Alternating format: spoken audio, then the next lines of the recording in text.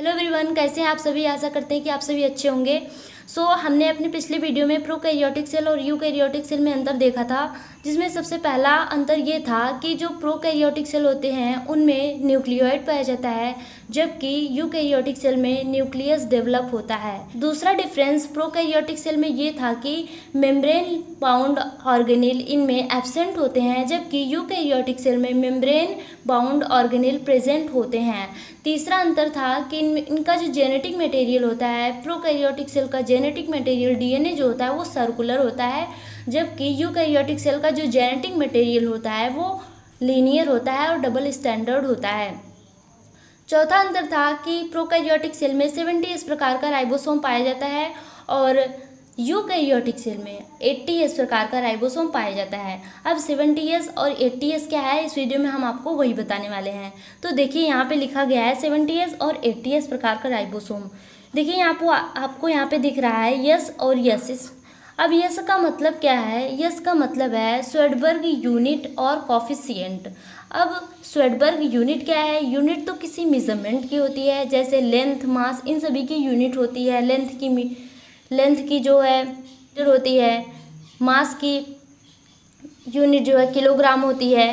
तो स्वेडबर्ग की यूनिट किस चीज़ की, किस मेजरमेंट की यूनिट है? तो वो यूनिट है फॉलिंग स्पीड की। किसके फॉलिंग स्पीड की? राइबोसोम को। तो आपको समझ में नहीं आया होगा हमने क्या कहा। तो देखिए स्वेडबर्ग यूनिट, यहाँ पे देखिए इसका मतलब है स्वेडबर्ग यूनिट। आपने मेले में देखा होगा झूले कई प्रकार के होते हैं, तो उसमें से एक झूला ऐसा होता है जिसमें कई सारे हाथी घोड़े लगे होते हैं, जिस पर बच्चों को बैठा दिया जाता है। और जब वो राउंड राउंड घूमता है, गोल गोल घूमता है, तो जो सेंटर से अपने दूर की ओर फैलता है। उसी प्रकार एक सेंट्रीफ्यूगल नाम की मशीन होती है। नाम क्या है? सेंट्रीफ्यूगल मशीन होती है। नली जो ये टेस्ट ट्यूब है, इसमें हम राइबोसोम को छोटे छोटे टुकड़ों में काट के रख देते हैं। जैसे हमने प्रोकैरियोटिक के राइबोसोम को काटा और इसके ऊपर रख दिया, और इसमें हमने यूकैरियोटिक सेल के राइबोसोम को काटा और इस पर रख दिया। तो जब ये गोल गोल घूमेगा तो ये नीचे आएगा, राइबोसोम नीचे आएगा। तो देखिए यहाँ पे नीचे आ रहा है राइबोसोम। तो राइबोसोम जो नीचे आ रहा है वो 70 की स्पीड से नीचे गिर रहा है, 70s की स्पीड से गिर रहा है। और जो यूकैरियोटिक सेल का राइबोसोम है वो 80s की स्पीड से गिर रहा है। अब आपको समझ में आया क्या कि यस क्या है? फॉलिंग स्पीड की यूनिट है। किसकी फॉलिंग स्पीड की? राइबोसोम की फॉलिंग स्पीड की। जब यूकैरियोटिक के राइबोसोम को हमने टेस्ट ट्यूब में डाला तो वो 80s की स्पीड से नीचे गिर रहा था, और जब हमने प्रोकैरियोटिक सेल के राइबोसोम को डाला तो वो 70s की स्पीड से नीचे गिर रहा है। आपको समझ में आया? अब स्वेडबर्ग यूनिट क्या है? फॉलिंग स्पीड की यूनिट है। किसके फॉलिंग स्पीड की? राइबोसोम के फॉलिंग स्पीड की यूनिट है स्वेडबर्ग यूनिट। ओके, अब आपको समझ में आया होगा अच्छी तरीके से। देखिए यहाँ पे लिखा है स्वेडबर्ग यूनिट का मेजरमेंट दो प्रकार से किया जाता है। पहला, direct measurement of falling velocity and sedimentation coefficient, जिसे हम कह सकते हैं फॉलिंग वेलोसिटी या सेडिमेंटेशन कॉफिशिएंट। दूसरा है इनडायरेक्ट मेजरमेंट में साइज और डेंसिटी को देखा जाता है। अब देखिए यहाँ पे आपको दिख रहा है इसकी साइज छोटी है और इसकी साइज बड़ी है। तो 70s राइबोसोम की जो साइज होती है स्मॉल होती है और डेंसिटी उसकी कम होती है, जबकि 80s राइबोसोम की साइज जो है बड़ी होती है और डेंसिटी अधिक होती है। तो यहाँ पे आपको दिख रहा होगा 50s और 30s क्या है? तो जब हमने प्रोकैरियोटिक सेल के राइबोसोम को टेस्ट ट्यूब में डाला और जब वो राउंड किया, सेंट्रीफ्यूगल मशीन ने राउंड किया, तो सबसे पहले उसकी स्पीड थी 50s, उसके बाद धीरे धीरे 30s हो गई। उसी प्रकार इसमें भी सबसे पहले जब हमने यूकैरियोटिक सेल के राइबोसोम को छोटे छोटे टुकड़ों में काट के यहाँ पे डाला, तो सबसे पहले वो 60 की स्पीड से नीचे गिरा, उसके बाद 40 की स्पीड में हो गया। अब देखिए इन दोनों में सिमिलैरिटी क्या है? दोनों में सिमिलैरिटी आपको दिख रहा है कि ये सेम डिज़ाइन के हैं और इनका फंक्शन भी सेम होता है। दोनों ही प्रोटीन का सिंथेसिस करते हैं, मीन्स प्रोटीन बनाते हैं, प्रोटीन का संश्लेषण करते हैं। तो हमने क्या पढ़ा? 70s राइबोसोम, 80s राइबोसोम क्या है? यस का मतलब है स्वेडबर्ग यूनिट। फॉलिंग स्पीड है किसकी? राइबोसोम की, प्रोकैरियोटिक सेल और यूकैरियोटिक सेल के राइबोसोम की फाइलिंग स्पीड है। ओके, अब देखिए आगे क्या है। अब देखिए है प्लाज्मा मेम्ब्रेन। अब प्लाज्मा मेम्ब्रेन क्या है, सेल के ऊपर जो सेल होता है उसके ऊपर अवरोधक के लिए हमने आपको बताया था पिछले वीडियो में, मेम्ब्रेन पाया जाता है जिसे हम प्लाज्मा मेम्ब्रेन या प्लाज्मा झिल्ली भी कहते हैं। प्लाज्मा मेम्ब्रेन जो है लिपिड का बना होता है, लिपिड और प्रोटीन का बना होता है। लिपिड होता है जो उसके दो पार्ट होते हैं, हेड और टेल। देखिए इसमें लिखा है plasma is composed of, means plasma membrane is composed of phosphate ion of phosphoric acid. Phosphoric acid का फॉस्फेट आयन होता है जिसका लिपिड बना होता है। देखिए लिपिड के दो पार्ट होते हैं, हेड और टेल। जो हेड होता है उस पर फॉस्फेट आयन होता है और जो टेल होता है उस पर लिपिड लगा होता है। लिपिड कह सकते हैं हम, ट्राइग्लिसराइड कहते हैं। ट्राइग्लिसराइड जो लिपिड होता है वो हाइड्रोफोबिक होता है। हाइड्रोफोबिक का मतलब होता है जल से डरता है, मीन्स ये जल से लगना नहीं चाहता, जल में घुलना नहीं चाहता। जैसे अगर हम तेल को अगर हम जल में गिराएं, वाटर में गिराएं, तो उसका बूंद छोटा छोटा ऊपर चकत्ते पड़ जाते हैं, मीन्स जो लिपिड होता है वो जल में घुलनशील नहीं होता है, सॉल्युबल नहीं होता है। अब देखिए फॉस्फेट आयन जो होता है वो हाइड्रोफिलिक होता है। हाइड्रोफिलिक का मतलब होता है हाइड्रोजन, मीन्स हाइड्रो का मतलब होता है वाटर, लवर। फिलिक का मतलब होता है लवर और हाइड्रो का मतलब होता है यहाँ पे वाटर। यहाँ पे देखिए हाइड्रो का मतलब है वाटर और फोबिक का मतलब होता है डर, मीन्स इसे वाटर में जाने से डर लगता है। तो देखिए यहाँ पे जो ये प्लाज्मा मेम्ब्रेन होगी, देखिए यहाँ पे वाटर है और यहाँ पे भी वाटर है, तो जिसे वाटर से डर लगता है वो वाटर से दूर भागेगा। तो डर किसे लगता है, ट्राइग्लिसराइड मीन्स लिपिड को डर लगता है। तो ये देखिए यहाँ पे जल नहीं है तो यहाँ पे लगा है ट्राइग्लिसराइड मीन्स लिपिड लगा है। और देखिए जहाँ जो हाइड्रोजन से लव करता है, मीन्स हाइड्रोजन से मिलना चाहता है, तो वो लगा है इस प्रकार से। ये देखिए इस प्रकार से लगा है। देखिए ये जल में डूबा है और ये देखिए लिपिड का जो टेल है वो इस प्रकार से है।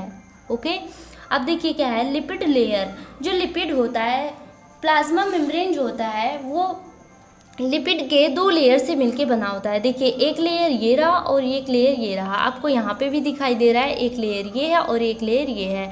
तो कोई भी आपसे पूछे जो मेम्ब्रेन होती है, प्लाज्मा मेम्ब्रेन होती है, लिपिड के कितने लेयर से बनी होती है, तो लिपिड के दो लेयर से मिलके बनी होती है। अब आगे है न्यूक्लियस। देखिए अब आप अच्छे से देखिएगा। देखिए यहाँ पे ये देखिए हमने सेल बनाया है, मान लीजिए ये सेल है, ये क्या चीज़ है, ये एक पूरा सेल है। अब देखिए इसमें साइटोप्लाज्म है और ये देखिए न्यूक्लियस रहा, अंदर का भाग न्यूक्लियस है और इसके ऊपर जो ये आपको स्ट्रक्चर दिख रहा है इसे हम कहेंगे न्यूक्लियोप्लाज्म। मीन्स हमने सेल के ऊपर जो मेम्ब्रेन था उसको कहा प्लाज्मा मेम्ब्रेन, और देखिए जो न्यूक्लियस के ऊपर मेम्ब्रेन है उसको हमने कहा न्यूक्लियोप्लाज्म। अब देखिए साइटोप्लाज्म यहाँ पे है, इसमें सभी ऑर्गेनेल प्रेजेंट होते हैं जिसको हमने दिखाया नहीं है, इस प्रकार से हमने भर दिया है। तो न्यूक्लियोप्लाज्म और साइटोप्लाज्म है। अब देखिए न्यूक्लियोप्लाज्म और साइटोप्लाज्म को अलग कौन करता है, तो आप ये याद रखिएगा पेरी न्यूक्लियर स्पेस होता है जो कि न्यूक्लियोप्लाज्म और साइटोप्लाज्म को अलग अलग बनाए रखता है, दोनों को मिलने नहीं देता है। देखिए ये है पेरी न्यूक्लियर स्पेस होता है। आपको दिखाई नहीं दे रहा, सॉरी इसके लिए। अब आपको दिखा, थोड़ी प्रॉब्लम है। देखिए पेरी न्यूक्लियर स्पेस और ये रहा साइटोप्लाज्म, ये रहा न्यूक्लियोप्लाज्म। ओके, तो यहाँ पे भी अच्छे से देख लीजिए। ये देखिए हाइड्रोफिलिक और ये हाइड्रोफोबिक। हाइड्रोफिलिक का मतलब होता है वाटर लवर और फोबिक का मतलब होता है डर, मीन्स वाटर से डरता है, वाटर के पास नहीं जाना चाहता है, मीन्स वाटर में सॉल्युबल नहीं होता है। अब आगे क्या है देखिए न्यूक्लियस के बारे में। अब देखिए क्या है न्यूक्लियस, ये देखिए आपको दिख रहा है स्ट्रक्चर न्यूक्लियस का। देखिए जो न्यूक्लियस होता है यहाँ पे हम लिख देते हैं, ये क्या है न्यूक्लियस, ये क्या है न्यूक्लियस। देखिए जो न्यूक्लियस होता है बीच बीच में वो फ्यूज़ होता है। देखिए यहाँ पे आपको दिखाई दे रहा है बीच में ये फ्यूज़ है, जिसे हम न्यूक्लियर पोर कहते हैं। न्यूक्लियर पोर का मतलब होता है छिद्र और न्यूक्लियर का मतलब होगा न्यूक्लियस। मीन्स न्यूक्लियस में छेद क्या कहलाएगा, न्यूक्लियर पोर। अब इन पोर को भरने के लिए इससे ये खाली ना रहे, अगर ये खाली रहेगा तो उसके बीच का जो जेनेटिक मटेरियल है वो बाहर भी निकल सकता है, इसलिए उसे बंद करने के लिए देखिए एक प्रोटीन आ जाता है जिसे हम एनुलस कहते हैं। जो ये प्रोटीन होता है वो अंगूठी के समान, रिंग के समान स्ट्रक्चर बनाता है, इसीलिए हम इसको एनुलस कहते हैं। एनुलस का मतलब होता है रिंग लाइक स्ट्रक्चर। देखिए यहाँ पे बना है, आपको दिखाई दे रहा है रिंग लाइक स्ट्रक्चर, बीच में जेनेटिक मटेरियल होता है। Fusion of outer and inner nuclear membrane, fusion हो गया है मीन्स बट गया है, फ्यूज हो गया है। अब देखिए आगे क्या है, एनुलस आपको दिख रहा है, ये होता है न्यूक्लियर एनवलप होता है, इस भाग को कहते हैं। अब देखिए इसके अंदर होता है, देखिए आपको एनुलस दिख रहा है और ये इसमें बीच में पोर था जिसे आके भर दिया कौन, प्रोटीन, जिसे हमने कहा एनुलस। अब उसके अंदर आता है fibro nuclear linear guarding entry and layer exit of substances from nucleus. अब देखिए ये तो लगा ही है, लेकिन ये भी आ गया सब्सटेंसेस को बाहर जाने के लिए, बाहर जाने से रोकने के लिए। ये इस स्ट्रक्चर को हम क्या कहेंगे, फाइब्रो न्यूक्लियर। ओके, अब देखिए न्यूक्लियस के बारे में कुछ पॉइंट है। कंट्रोलिंग सेंटर, जो न्यूक्लियस होता है पूरे सेल को कंट्रोल किए रहता है, कंट्रोल करता है, पूरे साइटोप्लाज्म को कंट्रोल करता है, सभी ऑर्गेनेल को उसके सही स्थान पे बनाए रखता है, मीन्स कंट्रोलिंग सेंटर होता है। अब देखिए क्या है, most of genetic material present inside the nucleus, बहुत सारा जेनेटिक मटेरियल प्रेजेंट होता है किसके अंदर, न्यूक्लियस के अंदर, जबकि जो क्लोरोप्लास्ट और माइटोकॉन्ड्रिया होते हैं उनमें भी जेनेटिक मटेरियल प्रेजेंट होता है, लेकिन कम मात्रा में होता है। अब आगे क्या है देखिए, some of the genetic material is present inside the mitochondria and chloroplast. देखिए हमने बताया कि उसका कुछ ही भाग, जो जेनेटिक मटेरियल होता है उसका कुछ ही भाग प्रेजेंट होता है माइटोकॉन्ड्रिया और क्लोरोप्लास्ट के अंदर। अब देखिए क्या है, शेप इसका हो सकता है स्फेरिकल या ओवल हो सकता है, न्यूक्लियस का जो शेप है वो स्फेरिकल या ओवल हो सकता है।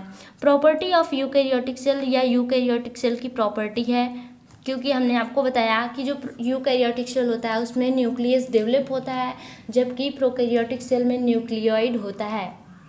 न्यूक्लियोइड हमने क्यों कहा उसे, हमने आपको पिछले वीडियो में समझा रखा है, आप वहाँ से जाके वॉच कर सकते हैं, हम लिंक डिस्क्रिप्शन बॉक्स में दे देंगे। ओके, अब देखिए क्या है, जनरली 1 इन नंबर, जनरली या नंबर में 1 रहता है। अब इसके आगे देखिए इसके कुछ एक्सेप्शन भी हैं, जिनमें कुछ में जो न्यूक्लियस होता है वो 2 प्रेजेंट होता है, कुछ में एब्सेंट होता है, कुछ में कई सारे न्यूक्लियस पाए जाते हैं, तो ये सभी एक्सेप्शन है, आगे हम देखते हैं।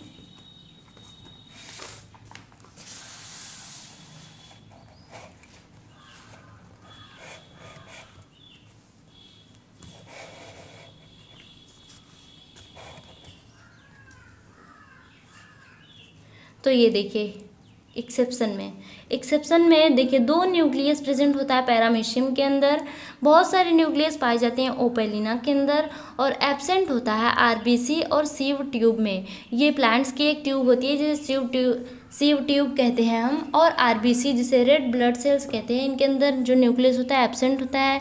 कई सारे न्यूक्लियस ओपेलिना के अंदर पाए जाते हैं और कई सारे मीन्स केवल 2 न्यूक्लियस पाए जाएंगे पैरामीशियम के अंदर। सो हम अपना वीडियो यहीं पर समाप्त करते हैं। Thank you.